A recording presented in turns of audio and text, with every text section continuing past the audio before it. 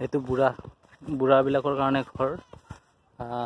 ইয়াতে জুই পোহাব, আড্ডা দিব, ভাত নোহোৱালৈকে বহি থাকিব, তাচপাত খেলিব, প্লে কাৰ্ড খেলিব। তাৰপিছত এইপিনে হৈছে খোৱাৰ জেগা, সেই ৰাইজে খাব। এনেকৈ দীঘলে বহিব আৰু এইটো এই মাইকীবিলাকৰ হয়তো হ'বগৈ, মানে বোৱাৰীবিলাকে ইয়াতে বহিব। তাৰপিছত এইটো আছে পাকঘৰ, দৰ্জাখন বন্ধ আছে, এইটো পাকঘৰ হ'ল। তাৰপিছত এইবিলাক খোৱা জেগা এখন ফিল্ডত, পাকঘৰৰ ঠিক সন্মুখতে খোৱা বোৱা হ'ব। লগতে আমাৰ ডেকাবিলাকৰ আড্ডা দিয়া ঘৰটো হ'ল এইটো আমাৰ ডেকাবিলাকৰ আড্ডা বহা জেগা, জুই ধৰিব ইয়াতে ব্যৱস্থা আছে চবখিনি।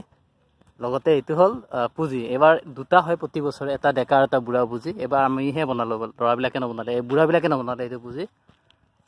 সেনেকুৱা কথা আৰু ড্ৰোন হোৱাই ভাল লাগিলে হয় আৰু অকণমান এনেকৈ আৰু